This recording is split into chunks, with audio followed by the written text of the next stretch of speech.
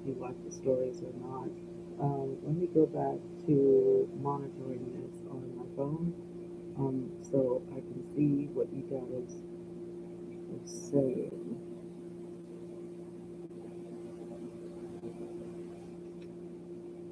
So crazy. Hi. Hello, hello. How you guys doing? Hi. Let's see. Testing, 1, 2. It's kind of okay. It's kind of mucky or whatever. I think I need to turn that down. I don't have any accompaniment or anything, so I'm like, let me turn that down and see if that will work or not, because I don't know. Anyway, all right, we're going to start with the Laken Riley story, okay? Laken Riley, Athens, Georgia, February 2024, okay? So, a 22-year-old nursing student goes for a morning run on a college campus and never comes home. Her body is found in a forest area behind a lake. And the man who unalived her, an immigrant who entered the U.S. illegally, he attacked her, pinned her, and tried to hide her body. And this case became one of the most talked about crimes in America. This is the story of Laken Riley. We start with the victim, okay? Laken Hope Riley was 22 years old. She was a nursing student in Augusta University, but she was running on the University of Georgia campus in Athens on the morning of February 22nd, 2024. Laken was from Georgia. She was described by everyone who knew her as kind, hardworking, and full of life. She was studying to become a nurse because she wanted to help people. She was the kind of person who made the world better just by being in it. She had gone for a run that morning, and it was something that she did regularly. She was on the UGA campus, which should have been safe, but on that day, it was not. The discovery. When Laken didn't return from her run, friends and family grew worried. They reported her missing. A search began. Later that day, her body was found in a forested area behind a lake on the UGA campus. As she had suffered blunt force trauma to the head, she had been unalived. The campus went into lockdown. The students were told to shelter in place. The community was in shock. How could this happen on a college campus in broad daylight? The arrest. Police moved quickly. They reviewed surveillance footage. They interviewed witnesses, and within days, they had their suspect. Jose Antonio Ibarra, a 26-year-old from Venezuela, was arrested and charged with Laken's unaliving. He had entered the U.S. illegally and was living in Athens area at the time of her unaliving. Ibarra had a criminal history.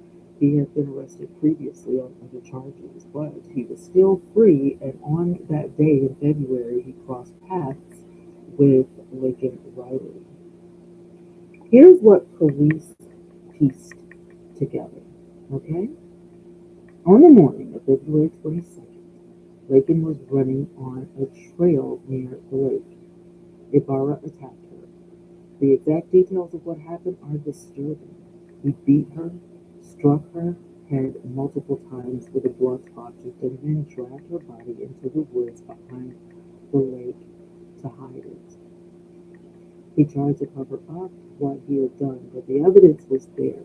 DNA surveillance footage and witness statements all point to him.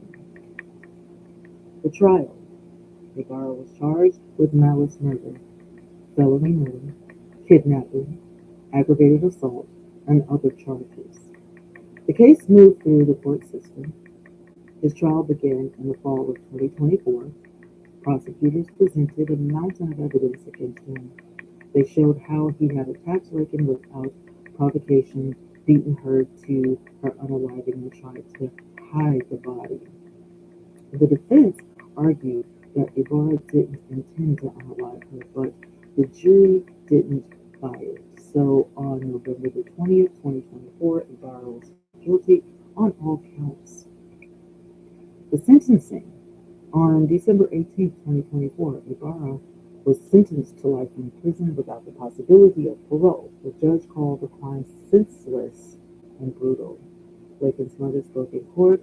She said that Laken was a beautiful soul.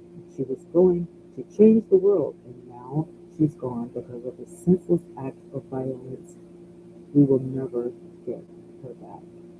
The fallout of this case became much bigger than the one unaliving. It became a national story because Ibarra was in the country illegally. The case was seized on by politicians on both sides of the aisle. It became a flashpoint in the debate over immigration policy. Laken's name was used to push her for stricter border laws. The bill was introduced in Congress called the Laken-Riley Act. It would require the detention of undocumented immigrants who are arrested for certain crimes. The bill passed the House and Senate was signed into law by President Trump in January of 2025, but Laken's family was divided on the issue. Some supported the bill, others didn't want their daughter's name used for political purposes, and Laken's mother said that she never wanted her daughter to be a political symbol. She just wanted justice. The chilling question. Laken Riley was 22 years old. She was a nursing student. She was kind, she was loved. She went for a run on a college campus, something millions of young women do every day, and she never came home. Her unaliver is in prison for life. Justice was served, but the questions still linger.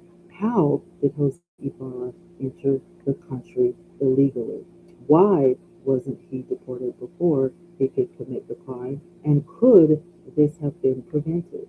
And the question that haunts every parent, every student, every young woman who runs alone: could it have been me?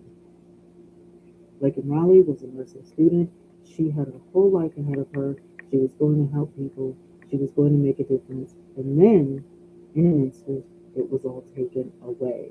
Her unaliver is in prison, but her family will never get her back. And the debate over what happened and why will continue for years to come. Turn off the lights. Stay unreal.